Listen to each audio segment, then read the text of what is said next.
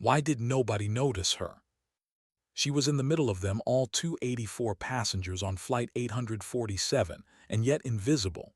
Seat 23, see a quiet young woman with her hair tied back, wearing jeans, a plain sweater, sneakers that looked worn from travel. She could have been a student, a backpacker, a tourist flying to London for some quiet holiday. Nobody asked her name. Nobody remembered her face. Her name on the manifest was Martinez, passenger 127, but that name, in certain corridors of NATO command, once carried weight enough to still conversations. Phoenix. A call sign whispered with the same reverence soldiers used for those who had survived the impossible. Only here, in the muted cabin of a 777 crossing the Atlantic at 35,000 feet, she was nothing. And for being nothing had always been the greatest disguise. The golden morning light washed through the windows, painting faces in soft warmth. The air was filled with the shuffle of, the sigh of children restless after 8 hours, the mechanical hum of engines steady against the sky. To anyone watching, it was just another routine transatlantic crossing, New York to London, nothing more. But's eyes weren't watching movies on a tablet or wandering the duty-free catalog. They moved differently, measuring, noticing. Every 30 minutes, her gaze flicked to her watch, not with impatience but habit. She tracked the rhythm of the flight attendants, the nervous tick of a businessman tapping his pen, the subtle fatigue in the cabin crew's voices. She heard the difference between the way the engines droned during cruise and the faint shift in tone as the aircraft began its first descent step. All of it, quietly stored in a mind that had been trained to observe what others missed. She turned the page of her books, poetry, well-worn and annotated, but the words barely touched her. Between the verses were notes in 3 languages, scrawled reminders in codes only she could read. On the surface, poetry. Beneath it, survival. What nobody realized was how recently had thought of giving all this up. The flying, the long gray years of being doubted, dismissed, underestimated. The endless cycle of proving herself twice as much for half the recognition. She'd been interviewing with airlines in Europe, British Airways, Air France, each interview a mirror of the same frustrating truth. Impressive on paper, overlooked in person. Too small, too young, too soft. The men on the hearing board smiled politely, spoke of passenger confidence, then offered her routes no bigger than their doubts. She was tired of it. Tired of always being told she was less than she was. Maybe that's why this trip mattered so much. She told her parents she was taking a sabbatical, weighing her future. Civilian flying or back to the military. The military respected her, at least. In the civilian world, she was just another face in a crowded airport. She closed her book and leaned her head against the cool window. Below her stretched the English countryside, neat and green under the morning sun. 12 minutes until touchdown. 12 minutes until her new life in London. 12 minutes before everything changed. At the front of the aircraft, Captain Michael Harrison adjusted his headset, his 23 years of flying etched into every calm motion. He'd flown this route 1,000 times. To him, today was another crossing, another landing, another logbook entry. His first officer, Sarah, updated the flight management system, fingers moving with professional ease. Routine, predictable, safe. But safety is never promised, not at 35,000 feet, not even on a blue sky day. Checked her watch again, 11:47. She tapped the glass face with a fingertip, just a habit, or maybe an instinct. A question whispered at the edge of her mind. Why did the engine tone sound different? A small change, barely perceptible but real. She lifted her head, listening. 2 seconds. Gone again. She saw nothing unusual on the cabin displays. The other passengers didn't notice. The attendants continued their routines. But she always knew. Her life had been built on those tiny margins, the sliver of awareness between normal and disaster. Once, in training, an instructor had asked her how she stayed so calm under pressure. She'd smiled, not answering, because the truth wasn't something you could teach. It wasn't calmness. It was clarity. She saw what others didn't, and she acted when others froze. Now that clarity was whispering to her again. She exhaled slowly, pushing back the tension crawling into her chest. Maybe it was nothing, a vibration, a fuel flow surge, nothing worth numbing. And yet, her fingers itched the way they always did when systems were on the edge of breaking. Her eyes slipped back to the book, though she didn't read, a poem about exile, about being invisible in the place you belonged. She pressed the page flat, remembering her last interview. Passenger confidence, the recruiter had said, smiling at her small frame as if that explained everything. Passenger confidence, as if confidence came from appearances, not competence. It was always like this. The world measured her by how she looked, never by what she could do, and she had grown used to it until now. The aircraft shuddered, subtle but wrong. She lifted her eyes again. A faint vibration tremored through the floor beneath her feet. The businessman beside her frowned at his laptop screen, but not because of the vibration. He hadn't noticed. No one had. Sat, her pulse ticking higher. Something was wrong. In the cockpit, Sarah noticed it too.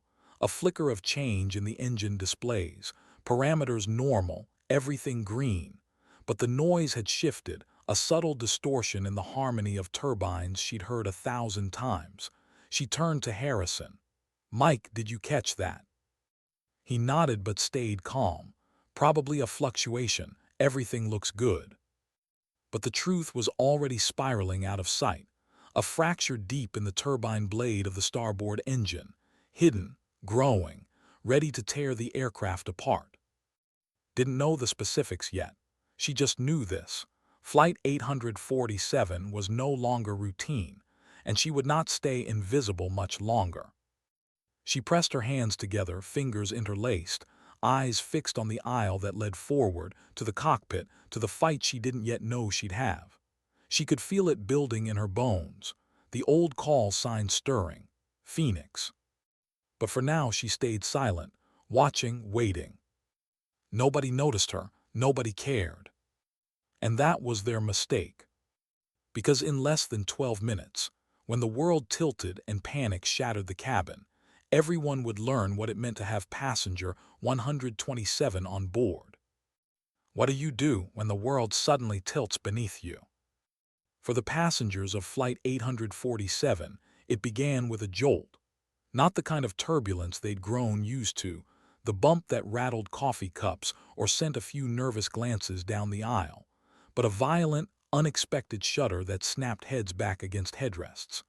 Gasps broke through the cabin, then silence, the sort that always follows when people wait to see if it will happen again.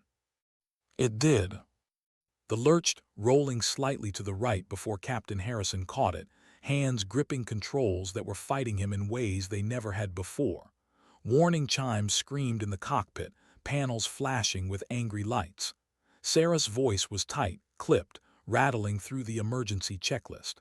Engine fire number 2, hydraulic pressure loss, electrical failure on secondary bus. It was too much at once, too many alarms, too many systems bleeding out at the same time. Felt it all from seat 23C, not through instruments or displays, but through instinct. The way the vibrations changed pitch beneath her feet. The way the cabin lights flickered as if the jet itself had taken a breath and faltered. Her hand tightened on the armrest. She'd read about these kinds of failures, studied them obsessively in her flat, running simulator after simulator until her eyes blurred. But reading was different from living it. This wasn't a test. This was 284 lives strung on a wire. The flight attendants sprang into action, moving quickly, voices raised but calm. Oxygen masks dropped with a hiss, dangling like pale fruit from the ceiling. Passengers screamed. Others prayed. Children clutched at parents, their small voices high and terrified. But didn't move for the mask. Her eyes were locked on the aisle ahead, past the rows of panicked faces, past the curtains that separated economy from the cockpit door. Every part of her training told her what was happening. Catastrophic engine separation, hydraulic systems severed, redundancy gone. She could almost picture the schematic in her mind, tracing the lines of pressure and control like arteries bleeding out. Civilian training manuals didn't cover this, but combat did. She breathed once steady, forcing her pulse down. Her voice stayed inside her chest. You've done this before. You've flown through worse. You know what to do. The plane pitched again, more violent this time, tossing luggage from bins and sending a water bottle bouncing down the aisle. Passengers cried out. One of the attendants slammed into her but pushed herself upright, shouting, "Brace! Heads down! Stay down!" Stayed upright. She couldn't brace, not yet. Her mind flicked back to the last rejection email. Passenger confidence. That phrase again, that bitter insult hidden in polite language. Confidence, they said, was in appearances. Confidence was tall, broad-shouldered men in crisp uniforms. Confidence wasn't 5'4" Martinez with her quiet voice and small frame. But what about now? What about when the aircraft itself no longer believed in routine? What about when manuals failed and systems died and the ground rushed closer with each second? Would they still say she didn't look the part? Her hands unclenched, she stood. At first nobody noticed, too consumed by their own fear. She stepped into the aisle, moving against the frantic motion, her body swaying with the broken rhythm of the aircraft. A child's wide eyes followed her. A businessman muttered, "Where, she going?" His voice cracked with panic. She didn't answer. The senior flight attendant intercepted her near row 20, his voice loud to cut through the chaos. "Ma'am, you need to return to your seat. Now." Met his eyes steady. Her voice was low, calm, and cut deeper than a shout. "I need to speak with the captain. I'm trained for this." Blinked. In the chaos, her calmness was jarring, unnatural. He shook his head, voice sharper. "Passengers must stay seated. That's final." Another violent shudder cut through the jet, sending a ripple of screams. The floor tilted and stumbled into a didn't. Her balance held with the fluid steadiness of someone who had lived inside unstable cockpits before. She leaned close, her voice still soft but carrying weight. "I'm Major Martinez, Spanish Air Force, call sign Phoenix. I have experience with catastrophic multi-system failures. Let me through." Froze, caught between rules and instinct. He wanted to refuse, but something in her tone made refusal feel absurd. She wasn't panicked. She wasn't desperate. She was commanding. Before he could decide, the jet pitched again, harder than before. Gasps rose to screams. Luggage thudded against walls. The oxygen masks swung like pendulums, and steady as stone stepped past him. The cockpit door loomed ahead. Locked. Post 9/11 security protocols had turned it into a fortress, but Dazed was already moving after her. His hand shook as he pulled out the master key, swiping it against the panel. The lock disengaged with a sharp click. "Push the door open." The cockpit was chaos incarnate. Warning lights flashing, alarms shrieking, Harrison's hands white-knuckled on the yoke, Sarah's voice cracking as she called out failing systems. The jet was rolling, pitching, fighting them. Sweat dripped down their temples despite the cool cabin air. His voice cut through the storm, clear, even. "Captain Harrison, First Officer, I'm Major Martinez, Spanish Air Force, I can help you." Both pilots whipped their heads toward her, shock plain on their faces. A passenger in their cockpit mid-crisis. Harrison's instinct was immediate rejection. "Ma'am, this is a secure." "You've lost hydraulics. Flight control authority is gone," interrupted, her eyes flicking over the displays with surgical precision. "You're fighting a machine that doesn't want to fly, but you still have thrust, trim, and partial rudder. That's enough." Blinked, momentarily forgetting the alarms. "How do you?" "Because I've flown this before. Not here, not in this aircraft, but I've brought jets home with half their wings shot off. I know what you're facing. Let me help." Harrison shook his head, teeth clenched, trying to muscle the yoke against a beast that refused to obey. "Ma'am, this is a 777, not a fighter." "Physics doesn't care what logo's on the nose," snapped, her calmness sharpened by urgency. The principles are the same. You're bleeding altitude. In 3 minutes, recovery won't be possible. Another voice joined the fray, louder, deeper, cutting. A man forcing his way in behind her. Captain, senior training captain for British Airways, who had been sitting in first class until now. His uniform still crisp, his authority radiating. What the hell is going on here? His eyes locked on, fury flashing. Who is this passenger and why is she touching our controls? Didn't flinch, she didn't look at him. Her eyes stayed on the dying jet. Because in 3 minutes your authority won't matter. You'll all be dead. The cockpit fell into a frozen beat. Alarms screamed. The plane shuddered again, dipping into a steeper dive. And in that moment, for the first time, invisibility broke. She wasn't just passenger 127 anymore. She was Phoenix, and the choice before them was simple: trust her or crash. What happens when the rules themselves are the threat? In the cockpit of Flight 847, that question hung heavy in the charged air. The alarm screamed. The aircraft rolled again, shuddering as if some invisible hand were trying to drag it from the sky. Harrison fought the yoke with brute strength, but the inputs barely mattered. The hydraulics were bleeding out, the control surfaces sluggish, almost unresponsive. Sarah's voice cracked as she called out. Altitude 22,000, descent rate increasing, no primary control response. His voice cut against the noise, calm, precise. You can't fight it with standard inputs. You'll lose it. Use the thrust. Use what still works. Spun on her, his authority sharp as a blade.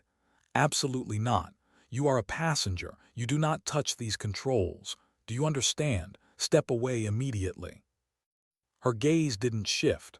Not to him. Not to Harrison. It stayed on the instruments, reading them the way others read novels.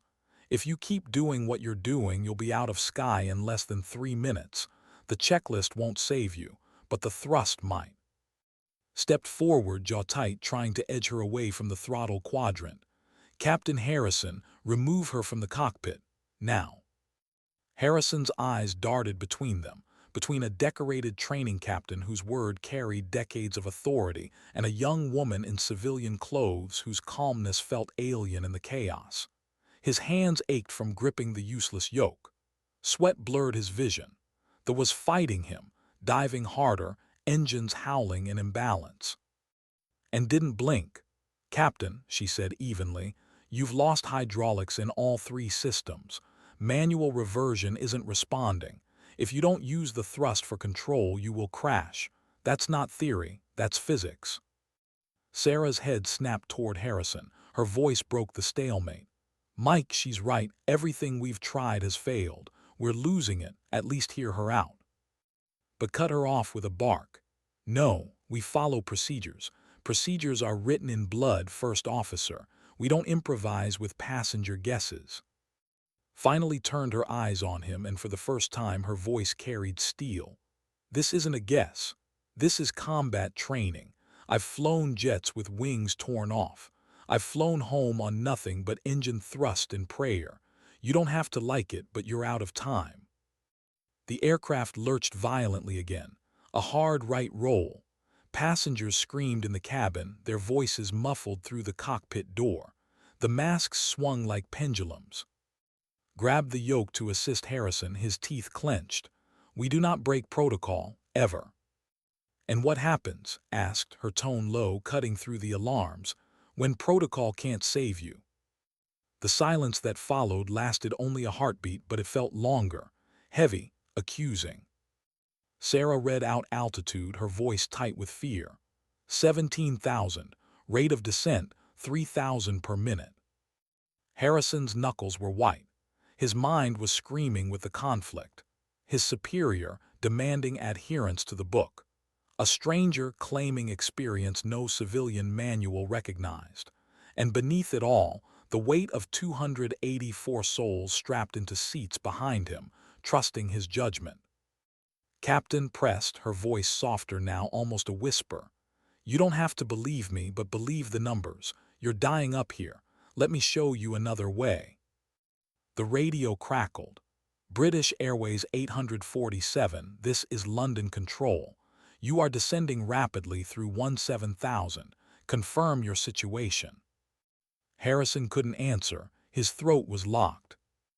Leaned into the mic, his voice forced calm. London Control, British Airways 847. Multiple system failures. We are attempting recovery. But it wasn't a recovery. It was a slow-motion fall, and knew it. Her mind drifted, just for a flicker, back to her interviews. The rejection the smile that didn't reach the recruiter's eyes. Passenger confidence, he had said, meaning you don't look the part. And yet here she was, watching men who looked the part wrestle with controls that no longer mattered, while the one method that could save them was dismissed because of who she was, not what she knew. She inhaled, exhaled. Then she moved closer to Harrison, steady as if the jet weren't shaking itself apart around them. "Captain, look at me." His eyes, bloodshot, darted to hers. "You know I'm right, you feel it. The yoke's dead. The hydraulics are gone. You can't pull this bird out with what you have, but I can help. All you have to do is let me." For the first time his grip loosened, just slightly, enough to admit the truth. But slammed his hand on the throttle quadrant, blocking S reach. "Over my dead body." S reply was quiet. "That can be arranged, Captain, because at this rate that's exactly what's coming." The cockpit fell into another beat of silence, broken only by alarms and Sarah's trembling voice. 15,000. We're running out of altitude." The decision hovered in the air like a drawn blade. Glared at Harrison, his authority absolute. "Michael, remove her. Now, this is my flight." But Harrison's voice broke in a way had never heard before. Desperate. Raw. "It's not your flight anymore. It's a falling rock. And if she's right, if she even has a chance of being right, I have to take it." Opened his mouth, fury sharp in his throat, but Harrison cut him off. "That's an order, stand down." It was the first time in his career had been silenced in a cockpit. His hand slid onto the throttle levers with practiced certainty. She didn't hesitate. She didn't tremble. Her fingers moved in delicate, microscopic adjustments, coaxing thrust from the remaining engine, balancing power against the yawing forces that threatened to spin them. Her other hand reached for trim, working it like a surgeon's scalpel, not a bludgeon. The jet's descent steadied, not stopped, but steadied. Sarah's eyes widened as she read the instruments. 14,000, rate of descent decreasing, 2,000 per minute. Stared at the displays, disbelief colliding with dawning recognition. "That's impossible." His voice was calm, but inside she was burning. Not with fear. She had long ago buried the luxury of fear, but with vindication. Impossible is just what they call it until someone shows them how. The jet trembled again, fighting back, but this time's hands anticipated it. A nudge of thrust here, a slip of trim there. She felt the bird's weight in her bones, guiding it, not forcing it. 13,000. Descent rate 1,200 per minute, Sarah called out, her voice breaking into hope. In the cabin the screams had shifted. Still loud, still terrified, but beneath them was something else. A lull, a pause, a fragile sense that maybe, just maybe, the fall had slowed. His mind was locked, hyper-focused, the way it always was when the world narrowed to survival. But beneath the focus another voice whispered. Passenger confidence. Too small, too young, too soft. She wanted to laugh, if only those recruiters could see her now. Collapsed into the face pale, he muttered almost to himself. "It shouldn't work, it can't work." Didn't look at him. It doesn't matter if it should, it matters that it does. Outside, cutting through clouds, two dark shapes streaked closer. F-22 Raptors, scrambled from RAF, closing fast. Squadron Leader James and Flight Lieutenant Torres guided their fighters into visual contact, jaws tightening as they saw the civilian jet lurching and trembling through the sky. "Falcon lead to London Control," transmitted, voice tense. "We have visual on British Airways 847. Aircraft is unstable. Repeat, unstable descent. Please confirm emergency status. From the ground, London Control answered. Falcon lead, emergency confirmed. 847 reporting multiple system failures. Stand by for support. Support, but fighters couldn't fix this. They could only watch. Eyes narrowed because something about the airliner's movements felt different, as though someone had seized control from the abyss. Back in the cockpit, breathing was steady, her motions fluid. Harrison watched her hands, awe dawning where doubt had lived. Sarah's voice rose with every 12,000 descent slowing further, 1,000 per minute. The impossible was shifting into the barely possible. And still thought not of glory, not of recognition, but of a single truth. She was no longer invisible. Not here. Not now. Not when survival itself depended on being seen. What do you call it when a falling jet steadies against all odds? In the cockpit of Flight 847, they called it silence. Not the silence of peace, but the kind that swells after screams, the silence of passengers realizing they were still alive. His fingers rested lightly on the throttles, her every movement calculated, delicate, coaxing the aircraft to listen. The yoke remained useless in Harrison's hands, hydraulics gone, but for the first time since the alarms began, the numbers weren't a death sentence. Altitude 12,000, descent rate slowing. Sarah's voice cracked with cautious hope. 900 feet per minute. She's actually controlling it. Sat in the pale, his uniform immaculate but his authority fractured. He muttered more to himself than to anyone. This isn't flying. This is impossible. Didn't look up. Her voice was calm, but it carried weight. It doesn't matter what you call it. What matters is it's working. But don't confuse this with victory. Stabilizing is one thing. Landing is another. The cockpit fell silent again, the truth settling over them. Harrison finally exhaled, his grip easing on the useless yoke. He looked at, seeing her not as a passenger but as something else, something more. If we can't land, finished for him, then we don't walk away, none of us. The words hung heavy. London Control's voice crackled in their headsets. British Airways 847, radar confirms you've leveled at 12,000. State your intentions. Leaned toward the mic, instinct to answer, but Harrison lifted a hand, stopping him. For the first time, Harrison turned to, "You tell them." It was a subtle gesture, but in that cockpit with lives balanced on trust, it was monumental. Keyed the mic, her voice even. London Control, British Airways 847. We've suffered catastrophic hydraulic failure, engine 2 lost, electrical secondary compromised. Aircraft control is limited. We are attempting improvised thrust management. Request immediate vectors to nearest suitable runway. The radio crackled, silence from the ground as controllers absorbed the surreal report. Finally, 847 copy, stand by for options. Outside, the F-22s had taken position on either side of the wounded jet. His voice filtered in. British Airways 847 Falcon lead. We are with you. We'll stay with you all the way. Didn't answer, but for the first time, she felt something loosen inside her chest. She wasn't alone in the sky anymore. In the cabin, passengers clung to their armrests, eyes wide, oxygen masks hanging unused around their faces. The senior flight attendant moved between rows, steadying trembling hands, whispering reassurance he didn't quite believe. Yet every time the jet steadied under hidden control, his faith flickered alive. Knew the illusion couldn't last. Stabilizing bought them time. But the real battle waited below, getting 400,000 pounds of metal, fuel, and fragile lives onto the ground without the controls every pilot depended on. Her eyes stayed on the instruments. We need length, a lot of length, somewhere straight, wide with minimal crosswind. Possible but risky. Shorter. RAF bases are closer, but runways weren't built for heavies like this. Snapped, finding his voice again. You don't get to choose. This is a commercial aircraft. Procedures dictate diversion to. Didn't look at him.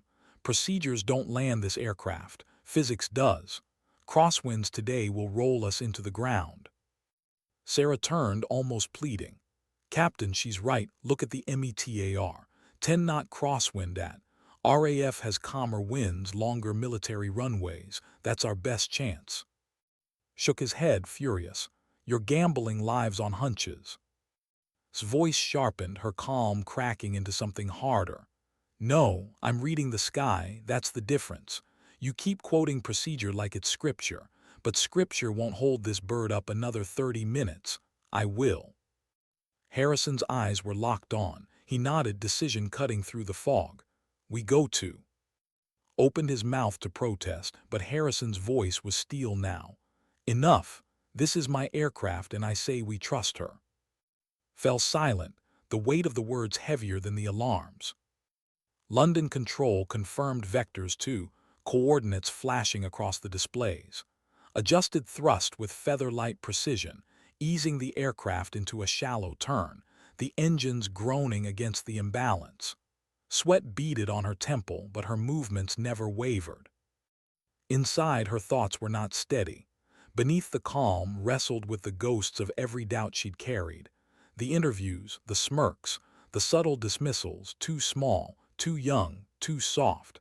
And now she was the only thing standing between life and fire. She whispered, barely audible to herself, passenger confidence. Let's see if you're watching now. The jet groaned through its turn, instruments flickering. Sarah read the numbers like prayers. Heading 210, altitude holding 11.5, rate of descent stable. Outside in the F-22 watched with narrowed eyes. His tours spoke softly over comms. That's not flying, that's art. He nodded, though the weight of what he was seeing settled like stone in his gut. Whoever was in control of that airliner wasn't just fighting physics. They were redefining it. In the cockpit, Harrison whispered, almost in awe, "Who are you really?" His eyes stayed forward. "Nobody, that's why I survive." But Sarah's gaze lingered on her, recognizing the truth in fragments. Phoenix. She'd heard that call sign once, whispered in NATO briefings. A pilot who had done the impossible, who had saved crews when jets were burning wrecks. And now, passenger 127. Minutes bled into one another, each second heavy. Guided the jet closer to, every adjustment pulling against gravity, against inevitability. But the truth loomed closer with every mile. Stabilizing was one thing, landing was another. Exhaled slowly, bracing herself for what she already knew. Listen carefully. This aircraft won't flare on landing. We've lost that authority. If we try to land like normal, the nose will slam, gear will collapse, and we'll cartwheel. The only chance is to use thrust to control descent angle, time it perfectly. Too early, we bounce and break. Too late, we hit hard and tear apart. There will be no second try. Silence followed, heavy and suffocating. Shook his head, voice hollow. You're describing a suicide attempt. Met his eyes at last. Her voice was steel. No, I'm describing survival, the kind you can't train for in simulators, the kind nobody writes in manuals, the kind you only learn when you've buried friends who didn't make it. Harrison swallowed, his voice low. Can you do it? His answer was quiet, almost tender. I don't know, but I'll try. And in that moment, everyone in that cockpit knew the truth. Their lives no longer belonged to procedures, or to manuals, or to hierarchy. Their lives belonged to the hands of passenger 127. How do you tell 284 strangers that the ground may decide their fate? You don't, you show them in silence. The way the aircraft moves, the way the cabin breathes in unison, the way hope hangs on a knife's edge. Flight 847 had steadied, but it was no victory. It was a reprieve. Knew it. Harrison knew it. Sarah knew it. Even Pale in the knew it, though he would never admit it aloud. The trembled under her hands, every adjustment to the throttles a negotiation with physics. She guided it south toward, the military base sprawling like a gray lifeline against the green countryside below. Her eyes flicked constantly. Altitude, airspeed, descent rate, engine pressure. None of it was stable. All of it was fragile. In the cabin, moved through the aisles, his voice hoarse but steady. Remain seated. Stay calm. We are preparing for an emergency landing. Please listen carefully. His words brushed over trembling passengers, some clutching rosaries, others holding photographs, most simply staring at nothing with eyes wide and hollow.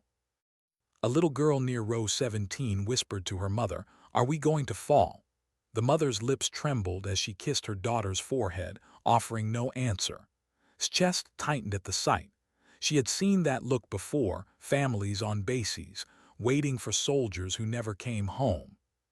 She forced her eyes back to the instruments. There was no room for empathy here. Empathy was for later, if there was a later. Altitude 9,000, Sarah reported. Approach vectors established. Runway in sight. Jaw clenched. Copy. Begin configuring for landing. Scoffed, breaking his silence. You can't configure without hydraulics. The gear may not deploy. The flaps are useless. You're bringing us in dirty and fast. His voice was ice. Then we adapt. Gear can drop manually. Flaps irrelevant. We'll control descent with thrust. The rest is physics and prayer. Harrison's voice was hoarse, almost pleading. What's the margin for error? Didn't look at him. Less than a second. The cockpit fell quiet again, the truth suffocating. Outside, the F-22s closed in and Tors guiding their jets alongside, their helmets reflecting the trembling giant between them. His voice was low over comms. 847 Falcon lead. You're lined up for winds calm. We're with you. Didn't respond, but her shoulders eased slightly. To the passengers, the Raptors were silent silhouettes. They were more witnesses. She wasn't invisible anymore. Inside her, though, the old ghost stirred. Memories of her last combat flight, flames licking across a wing, her co-pilot screaming as systems failed, the Earth spinning up to claim them. She had survived that day somehow, but survival had never felt like victory. It felt like guilt. Why her and not him? Why always her? She blinked, dragging herself back to the present. This wasn't about ghosts. This was about now. Altitude 7,000, Sarah called out. On glide path. Adjusted the throttles, her hands steady though her chest ached with the pressure. Prepare the cabin. Brace positions. His voice boomed through the intercom. Brace, brace, heads down, stay down. The cabin erupted into frantic movement. Passengers bent forward, heads pressed into knees, arms wrapped over skulls. Some sobbed. Some prayed. Some sat silent, faces pale as though already gone. His eyes flicked once toward the cabin camera. She saw them, their fear, their fragility, their faith placed blindly in someone they didn't even know. A stranger in seat 23C, she exhaled. Don't think, just fly. Couldn't stay silent. His voice broke, raw with disbelief. You can't possibly do this. Thrust isn't control, it's chaos. His reply was a whisper, almost tender. Control is always chaos. You just haven't been forced to see it until now.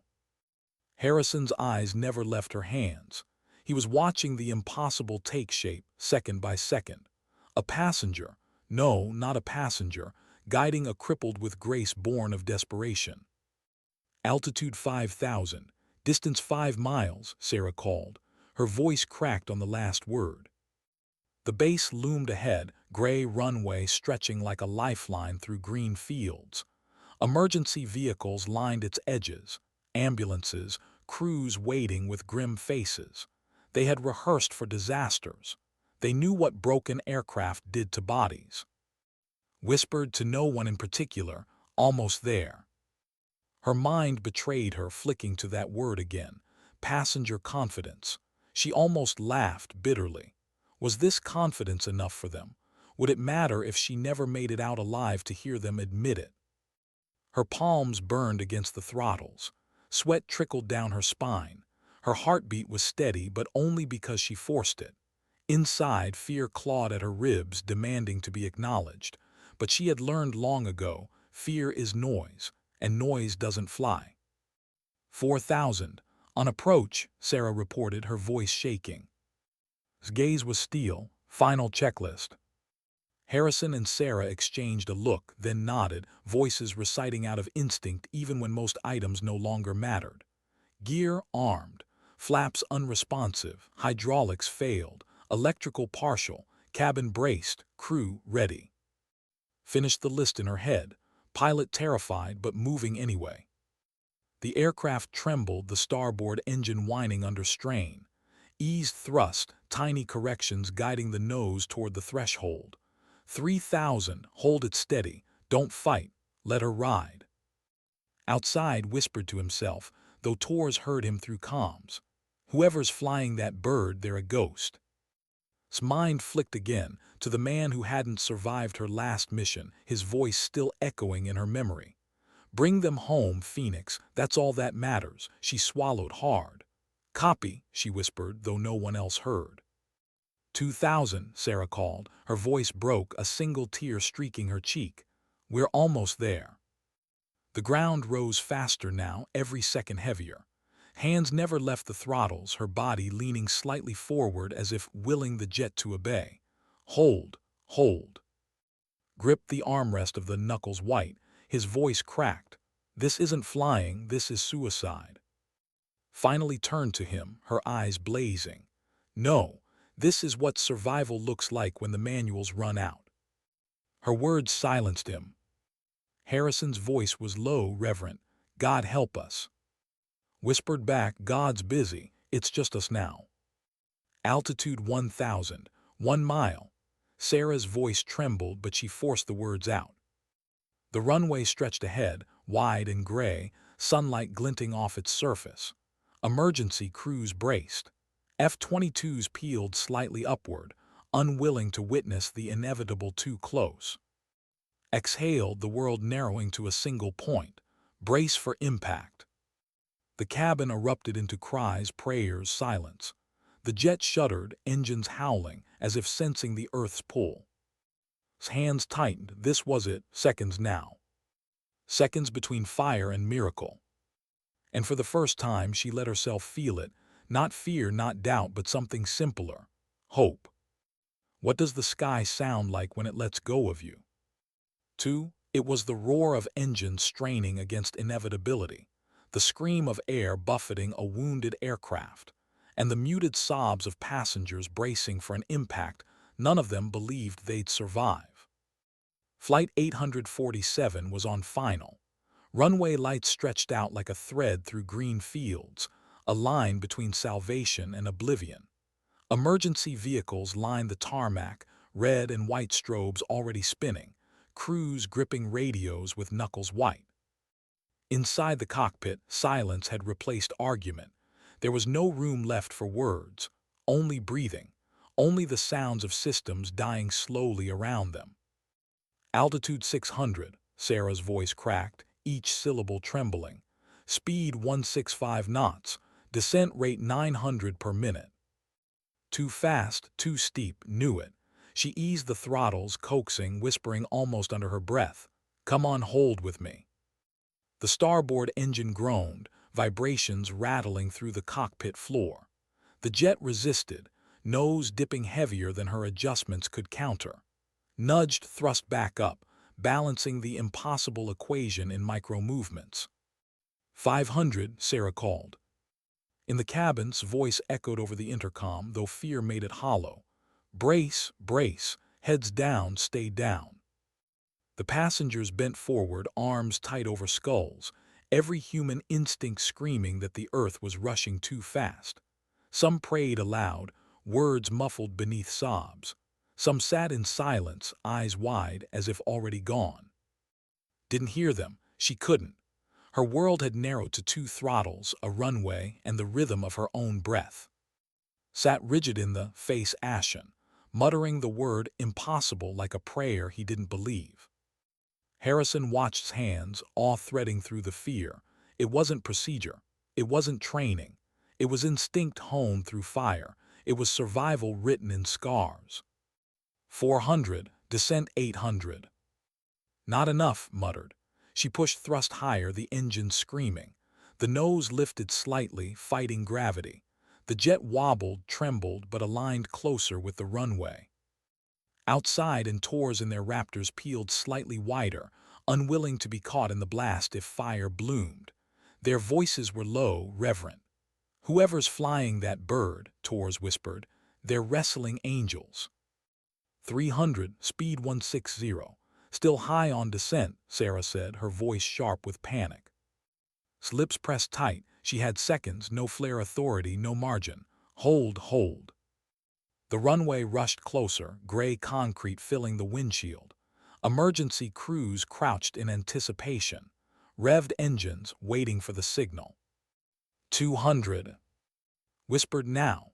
She shoved the port engine forward, cutting thrust on the starboard, forcing the jet's nose higher by imbalance alone. The shuddered violently, alarms shrieking, wings wobbling as if ready to snap.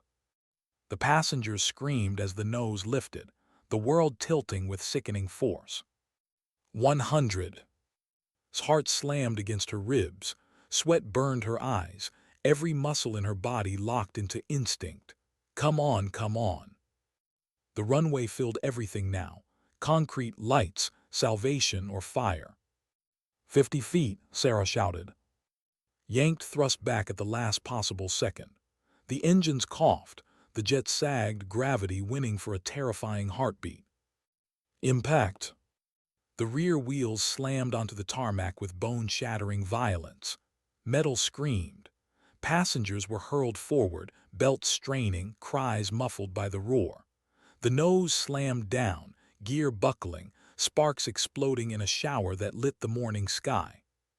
The skidded, shuddered, screeched across concrete, metal tearing in tortured agony. Oxygen masks whipped against seats. Overhead bins burst open, luggage cascading into aisles. Flames licked from the starboard wing, fuel spilling in a glowing trail. His hands stayed on the throttles, forcing them closed, fighting to keep the wreck from veering into waiting desperately at the runway's edge. Harrison gripped the useless yoke, his voice hoarse. "Keep it straight." His teeth clenched, drying. The jet veered left, tires shredding under the load. Slammed starboard, thrust forward for a heartbeat, yanking the nose back. The aircraft groaned, shrieked, but obeyed barely.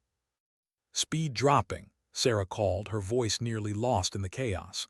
200 knots, 150, 120. The jet roared, sparks trailing like comets. The runway blurred beneath them, fire chasing their shadow. His arms ached, but she held. She wouldn't let go, not now, not when survival was inches away. The screamed a final protest, gear collapsing under strain. The nose slammed again, scraping sparks into fire. The aircraft lurched violently, then sagged, momentum bleeding until at last, after an eternity, it ground to a violent, shuddering halt. Silence. Not true silence. Alarms still shrieked, flames hissed outside, passengers sobbed, coughed. But silence of the kind only survivors know. His chest heaved, breath tearing through her lungs. Her hands were still locked on the throttles, white-knuckled, as if letting go would unravel reality. Harrison's voice cracked, barely audible. "We stopped." Sarah's eyes were wide, disbelieving. "We're alive." Sat frozen, his face gray, muttering again, "Impossible," but the word carried no conviction now. In the cabin, Tor opened the intercom, his voice breaking. "Evacuate, evacuate, leave everything, move to the exits." Passengers surged, screams and cries echoing through the smoke-filled cabin. Oxygen masks swung wild, lights flickered. Attendants wrestled with doors, slides inflating with a whoosh that sounded like salvation itself. Finally let go of the throttles. Her hands trembled, the weight of what she'd done crashing into her like the impact she'd just survived. But she didn't move. Not yet. Her eyes fixed forward on the smoldering runway, the fire crews rushing toward them, the sky above now pale and impossibly calm. She whispered, so quiet none of them heard, "Passenger confidence." The irony burned deeper than the smoke. Harrison turned to her, voice rough, choked. You just saved all of us." Didn't answer. She wasn't sure she believed it. Not yet. Not until every passenger was off that plane, not until the flames were out. She stood, legs unsteady, and for the first time since she stepped into the cockpit, her body betrayed the truth. She was exhausted, broken, and human. But she moved anyway, toward the cabin, toward the chaos, because survival wasn't just about flying. It was about getting them home. And outside, on the runway, two F-22 pilots stood in salute as fire crews swarmed the wreck, their helmets reflecting the miracle they had just witnessed. What does survival look like in the moments after fire? Not triumph, not cheers. Survival looks like chaos. Inside Flight 847, the cabin was smoke and screams. The emergency slide snapped open with hollow thuds, yellow nylon hissing to life against flames licking at the starboard wing. Passengers surged, stumbling over luggage they weren't supposed to carry, tripping over one another in blind desperation. Stepped into the aisle, her body moving before her mind caught up. She grabbed arms, pushed shoulders, her voice sharp enough to cut through panic. "Leave it, move, go." A man clutched his briefcase like it was oxygen, ripped it from his hands and hurled it into a seat. "Lives first, not leather," she barked. His stunned eyes met hers, just long enough to make him listen. His voice cracked over the din. "Forward exits, move, move, move." His uniform was streaked with blood from a gash on his forehead, but his body never slowed. The cabin tilted, the nose sagging lower as the gear groaned. The air reeked of fuel. Every second was a coin flip between life and fire. Caught the arm of the little girl she'd seen earlier in row 17. Her mother was pinned between seats, leg trapped by twisted metal. The woman screamed, eyes wild, "Take her, please take her." Didn't hesitate. She scooped the child into her arms, pressing the girl's face against her chest. "I'll come back," whispered, though she wasn't sure she'd live long enough to keep the promise. She ran, sliding feet pounding across the aisle, smoke stinging her eyes. At the forward exit, she shoved the girl into the arms of a flight attendant already on the slide. "Go, get her out." The child's cry followed as she turned back into the cabin. Heat pressed harder now, flames visible through broken windows, forced her way against the flood of bodies toward the trapped mother. The aisle was clogged, passengers stumbling, some frozen in place. Shoved them aside, her voice slicing like steel. "Move or die, decide now." She reached the woman who was sobbing, clawing at the seat, pinning her. Crouched, her own hands blistering as she tried to wedge metal aside. It wouldn't budge. Her mind screamed, not like this, not another one lost, not when she had promised. She braced her shoulder, adrenaline burning through exhaustion, and shoved with everything she had. The seat groaned, shifted just enough, grabbed the woman's arm. "Now pull." The woman screamed in pain but slid free, collapsing into his arms. "Go," dragged her forward, half carrying, half pushing, her lungs choking on smoke. Together they stumbled toward the slide, shoved her into the light, into the arms of rescuers waiting below.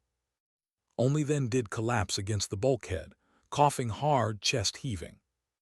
But it wasn't over, not yet. She forced herself up, stumbling deeper into the cabin. Passengers were still trapped, frozen, screaming. She hauled one man from under a luggage bin, slapped another who refused to move until his backpack was in his hands.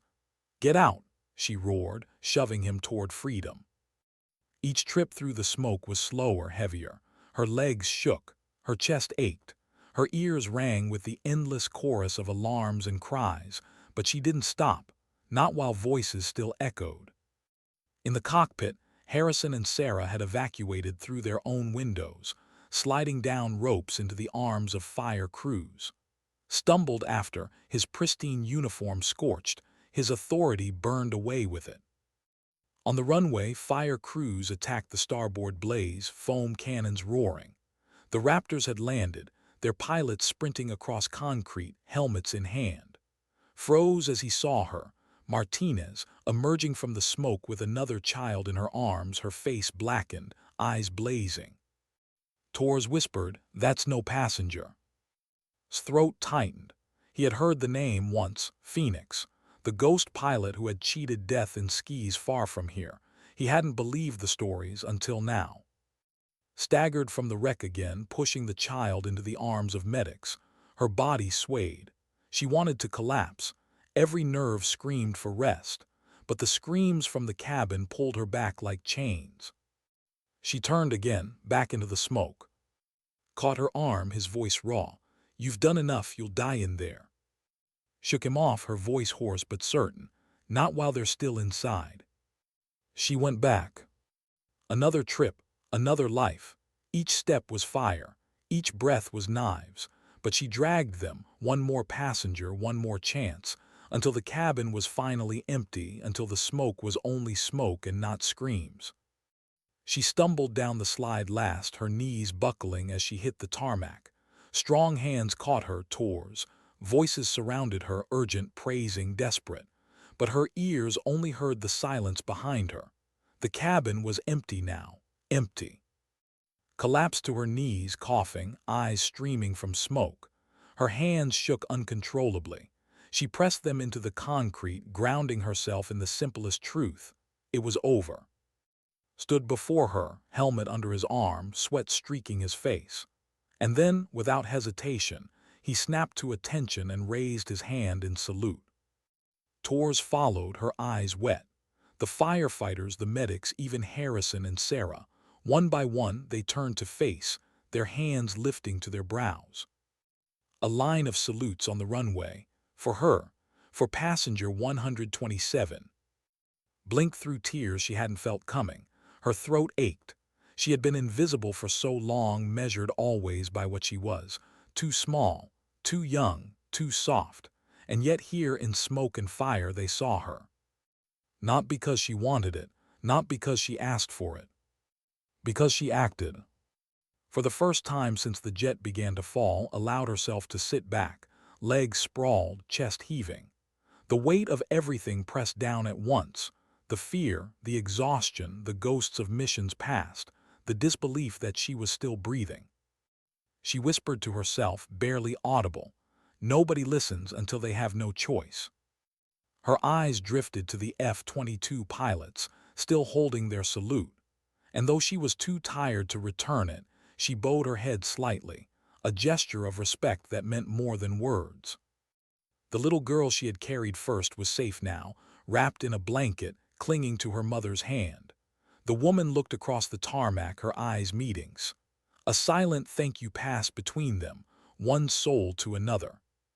Closed her eyes. For the first time, the world allowed her to rest. What happens when the world finally sees you?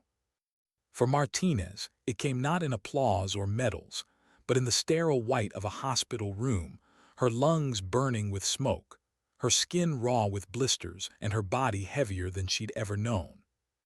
She woke to the steady beep of a monitor, the hiss of oxygen in her nose, and the murmur of voices outside her door.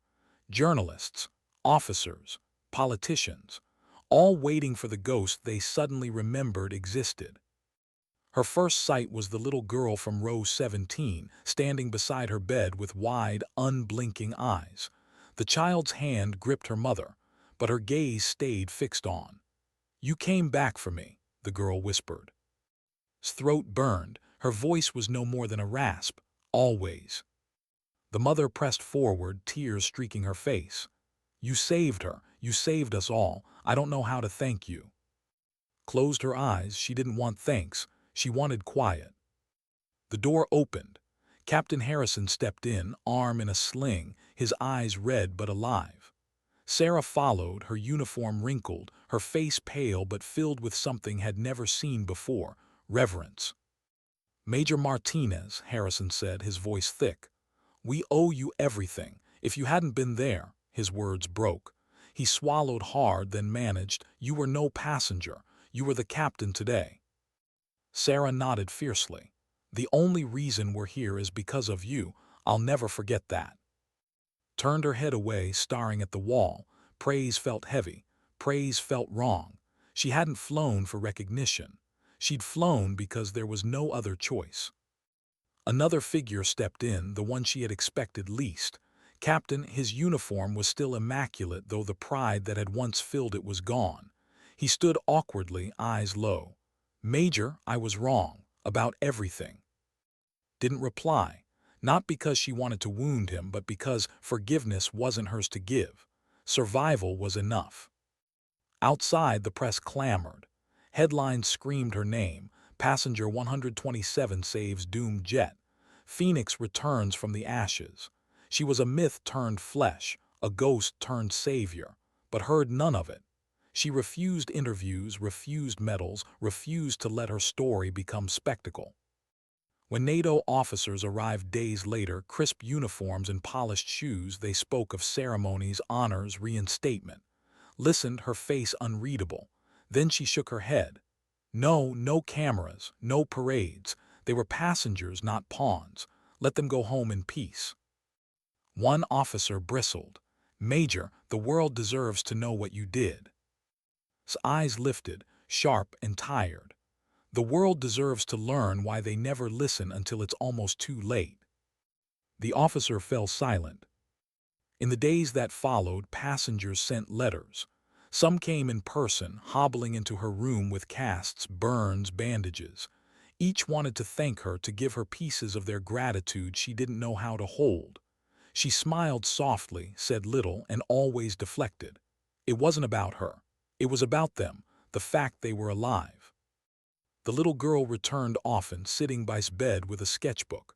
One day she shyly handed a drawing, a plane tilted, fire trailing, and beneath it a small figure in the cockpit with wings drawn on her back, stared at it for a long time, her chest tight. "Why wings?" she asked softly. The girl shrugged.